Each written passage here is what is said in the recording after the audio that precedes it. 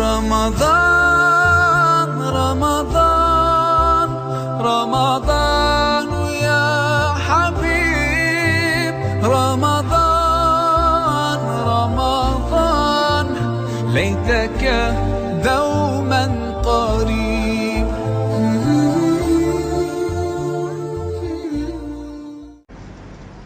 أعوذ بالله من الشيطان الرجيم. بسم الله الرحمن الرحيم. الحمد لله رب العالمين، والصلاة والسلام على سيدنا وحبيب قلوبنا وطبيب نفوسنا وشفيع ذنوبنا مولانا أبي القاسم المصطفى محمد، والصلاة والسلام على وزيره وابن عمه علي بن أبي طالب عليه السلام، وعلى أولاده المعصومين عليهم السلام، ولعنة الله على أعدائهم أجمعين. أما بعد، قال الله تبارك وتعالى في محكم كتابه المجيد وفرقانه الحميد، وهو أصدق القائلين وقوله الحق. بسم الله الرحمن الرحيم. يا أيها الذين آمنوا كتب عليكم الصيام كما كتب على الذين من قبلكم لعلكم تتقون. ماہ رحمت، ماہ مغفرت اور برکتوں والا مہینہ، یہ لطف الہی ہے کہ خدا متعال نے اس مہینے کو بنی نوع انسان کے لیے عبادت کے خاطر قرار دیا.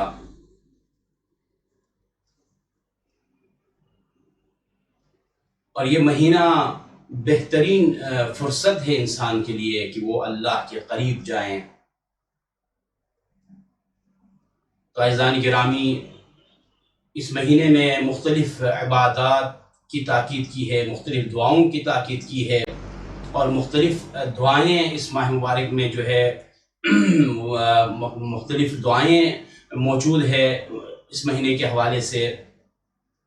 خاص طور پر ہر دن کی جو دعا ہے، جس کے اندر بہت سے مہم نکات موجود ہے، جس کے اندر بہت سے اچھے نکات کی طرف اشارہ کیا گیا ہے. تو انشاءاللہ جیسا کہ ہم نے پہلے آپ کی خدمت میں عرض کیا کہ ہر دن کے دعا کے ساتھ ہم آپ کی خدمت میں ہوں گے. پہلے ہم تلاوت کریں گے اور اس کے بعد پھر اس کے اندر جو نکات ہے، اس کے اندر جو مہم نکات ہے، اس کی طرف ہم اشارہ کریں گے. اعوذ باللہ من الشیطان الرجیم. بسم اللہ الرحمن الرحیم. اللهم اجعل صيامي فيه صيام الصائمين، وقيامي فيه قيام القائمين، ونبهني فيه عن نومة الغافلين، وهب لي جرمي فيه يا إله العالمين، واعفو عني يا عافيا عن المجرمين.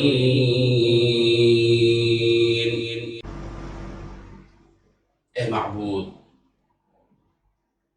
میرا آج کا روزہ حقیقی روزہ داروں جیسا قرار دیں، میری عبادت کو سچے عبادت گزاروں جیسے قرار دیں، اور آج مجھے غافل لوگوں جیسی نیند سے بیدار کر دیں، اور آج میری گناہ بخش دیں.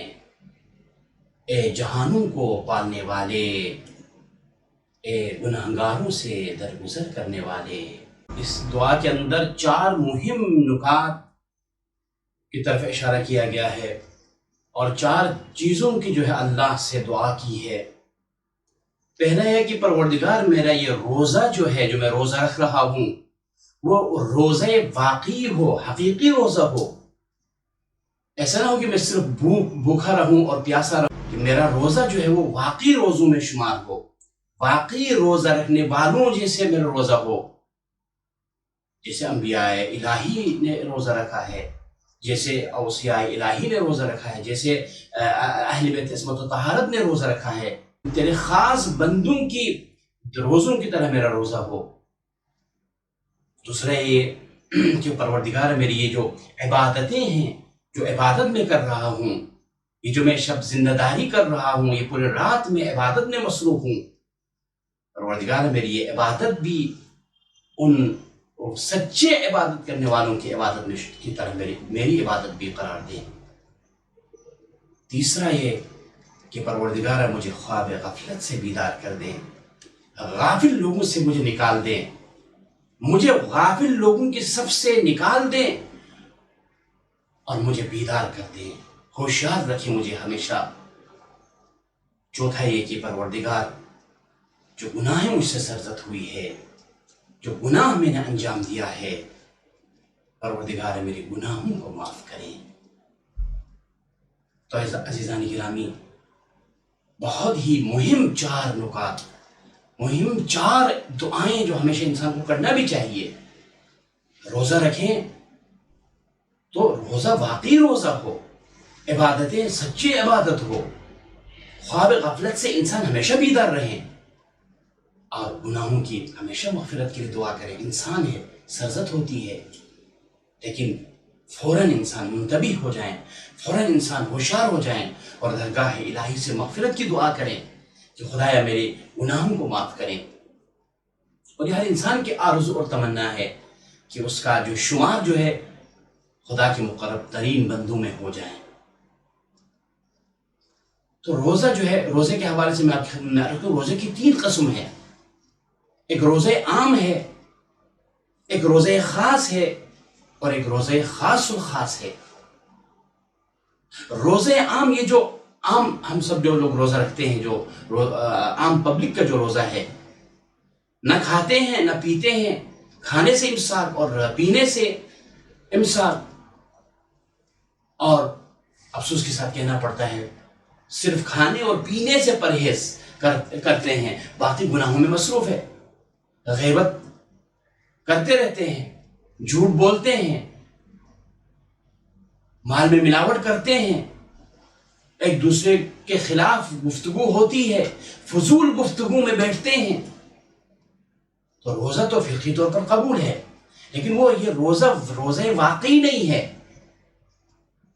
یہ روزہ عام روزہ ہے، یہ صرف اور بھوک اور پیاس سے کا روزہ ہے۔ دوسرا ایک روزہ خاص ہے، صرف کھانے پینے سے نہیں بلکہ انسان تمام ان چیزوں سے پرہیز کرے جسے خدا پسند نہیں کرتا۔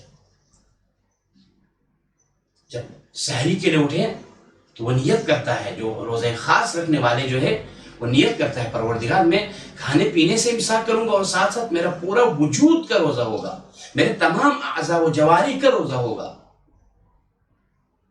آنکھ کا روزہ ہوگا، کان کا روزہ ہوگا، زبان کا روزہ ہوگا، ہاتھ کا روزہ ہوگا، پاؤں کا روزہ ہوگا، تمام اعضاء و جوارح کا روزہ ہوگا۔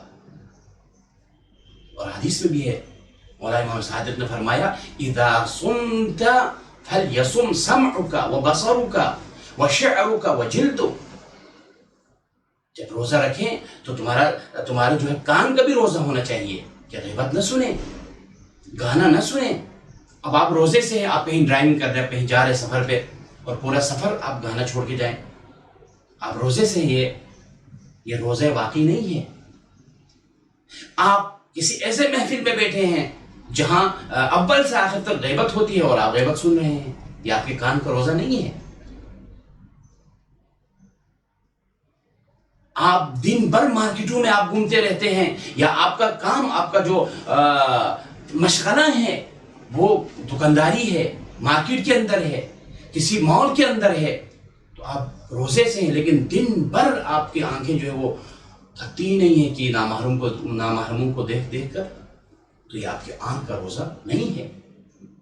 اسی طرح شعر و شعر کا، آپ کے بال نکلے ہوئے ہیں، وہ خاص طور پر میرے عزیز ماں بہنوں سے میں مخاطب ہوں کہ آپ کا پردہ بہت ضروری ہے، پردہ واجب ہے۔ آپ جوائنٹ فیملی میں رہتے ہیں تو آپ کے ہاتھ نکلے ہوئے ہیں، آپ کا جو ہے وہ گردن نکلے ہوئے ہیں، آپ کے بال پورے نکلے ہوئے ہیں، حجاب نہیں ہے، تو جب آپ حجاب سے نہیں ہے، آپ بے پردہ ہیں، تو وہ روزہ واقعی نہیں ہے۔ تو عزیزان گرامی، انسان کے تمام اعضاء و جوارح کا روزہ ہو تو یہ روزہ واقعی ہے۔ بہت سے احادیث اس حوالے سے موجود ہے کہ اگر روزہ رکھنا ہے اور روزہ واقعی رکھنا ہے تو پھر انسان کا تمام اعضاء و جوارح، انسان کا پورا وجود کا روزہ ہونا چاہیے۔ اور ایک روزہ خاص الخاص ہے کہ پھر اس روزہ خاص الخاص یہ ہے کہ انسان کا تمام وجود اللہ کے لیے، اس کا اٹھنا اللہ کے لیے، اس کا بیٹھنا اللہ کے لیے، اس کا پورا وجود اللہ کے لیے ہے۔ جب ہمارا پورا وجود، ہمارا پورا اعضاء و جوارح کا روزہ ہوگا تو باقی روزوں میں اس کا شمار ہوگا، اور خدا متعال اس کو بأحسن وجہ قبول فرمائے۔ اور دوسری دعا کہ پروردگارہ میری عبادت کو سچے عبادت گزاروں جیسی قرار دے دیں، تو اس کے لیے بھی یہی ہے کہ انسان کا پورا وجود اللہ کے سامنے ہو۔ جب عبادت کر رہا ہو تو اولیاء الہی کی طرح خوف الہی میں انسان گریہ وزاری کریں، پورا وجود کے ساتھ اللہ کے سامنے کھڑا ہو۔ اور عبادت واقعی کے لیے، سچی عبادت کے لیے ضروری ہے کہ وہ خضوع اور خشوع کے ساتھ ہو، اس کا پورا وجود جو ہے وہ اللہ کے سامنے کھڑا ہو، تو یہ سچی عبادت ہے۔ جب آپ نماز کے لیے کھڑے ہوں، جب آپ جو بھی عبادت اللہ کے لیے آپ انجام دے دیں تو وہ صرف خالص اللہ کے لیے ہو، اس کے اندر ریا نہ ہو، اور یہ سچی عبادت ہے۔ تیسری دعا جو ہے وہ خواب غفلت سے بیداری کے لیے، کہ انسان کو بیدار رہنا چاہیے، انسان کو ہوشیار رہنا چاہیے، کہ ایسا نہ ہو کہ اچانک انسان کسی گناہ میں مشغول ہو، موت آ جائیں، دودھ میں پانی ملا رہا ہو اسی وقت اس کو ہارٹ اٹیک ہو جائیں، کسی کے ساتھ جو ہے غیبت کی محفل میں ہو اور وہاں اس کی موت واقع ہو جائیں، کسی کے اوپر ظلم کر رہا ہو اور وہاں جو ہے اس کی موت واقع ہو جائیں، تو دعا کرنا چاہیے کہ خدائے متعال ہمیں ہوشیار رکھیں، ہمیں بیدار رکھیں خواب غفلت سے، اور ہم ان تمام چیزوں سے اپنے آپ کو بچا کے رکھیں۔ اور آخری جو نقطہ ہے اور آخری جو دعا ہے وہ یہ ہے کہ خدایا میری گناہوں کو معاف کرے۔ درگاہ الہی میں ہمیشہ دعا کرنا چاہیے کہ خدائے متعال ہمارے گناہوں کو بخش دے۔ عزیزان گرامی، پہلے یہ دیکھنا چاہیے اس گناہ کے کتنے منفی کردار اور اثرات ہیں انسان کی زندگی میں، تو انسان کو چاہیے کہ اس گناہ سے اپنے آپ کو بچا کے رکھیں۔ پروردگار نہیں چاہتا کہ اس کے بندوں پر عذاب نازل ہو، وہ یہی چاہتا ہے کہ وہ یہی چاہتا ہے کہ اس کے بندوں پر ہمیشہ نعمتیں نازل ہو، وہ اللہ کے دی ہوئی نعمتوں سے ہمیشہ لطف اندوز ہو جائیں۔ تو اس کے لیے ضروری ہے کہ ہم گناہ سے بچیں۔ گناہ کے بہت سے اثرات ہیں، بہت سے منفی اثرات ہیں۔ گناہ دعا کو قبول نہیں ہونے دیتی ہے، ایک بیماری ہے، جیسا کہ قرآن کریم میں بہت سے جگہوں پر اس کی طرف اشارہ ہوا ہے۔ نفاق بیماری ہے، جھوٹ بیماری ہے، غیبت بیماری ہے، تہمت بیماری ہے، یہ ساری چیزیں بیماری ہے جس کی طرف واضح انداز میں قرآن کریم میں اشارہ ہوا ہے۔ اور یہ ایسی بیماری ہے کہ اگر اس کی صحیح ٹائم پہ ہم نے دوا نہیں کیا، صحیح ٹائم پہ ہم نے اس کے علاج کا بندوبست نہیں کیا، تو یہ جسمی بیماری سے بہت زیادہ خطرناک ہے۔ یہ بیماری جو ہے جسمی بیماری سے زیادہ خطرناک ہے، تو یہ ایک بیماری ہے۔ تو انسان کو چاہیے کہ انسان علاج کر لے۔ جب انسان بیمار ہو جاتا ہے فوراً ڈاکٹر کے پاس چلا جاتا ہے، جب انسان کو بخار آتا ہے، معمولی سا بخار آتا ہے، تو فوراً ڈاکٹر کے پاس پہنچ جاتا ہے۔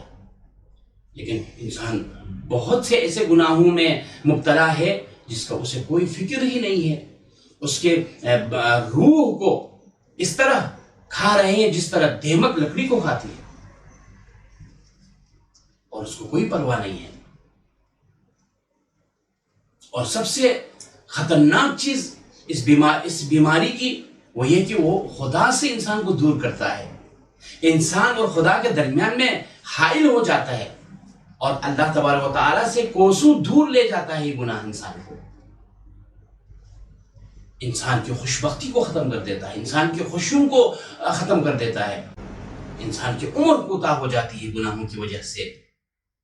اور یہ آپ کی خدمت میں عرض کروں کہ تمام بیماریوں کا جڑ, تمام مشکلات کا جڑ اور تمام مصیبتوں کا مصیبتوں کی جڑ جو ہے وہ یہی گناہ ہے.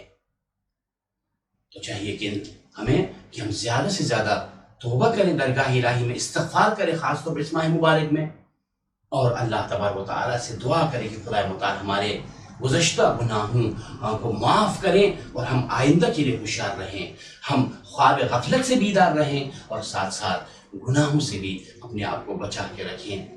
مجھے امید ہے انشاءاللہ اس ماہ برکت سے, اس ماہ مبارک کے بدولت آپ اپنے آپ کو بچائیں گے, آپ اپنے آپ کو سیف کریں گے گناہوں سے, غفلتوں سے اور باقی گناہوں سے اپنے آپ کو بچائیں گے, اور اس مہینے سے بھرپور فائدہ لیں گے اور بھرپور استفادہ کریں گے. اور ہمیں اپنی دعاؤں میں یاد رکھیں. والسلام علیکم ورحمۃ اللہ تعالی وبرکاتہ. شكرا هديت قلبي شكرا نورت دربي شكرا شكرا يا رب شكرا يا ربي شكرا هديت قلبي شكرا نورت دربي شكرا شكرا يا رب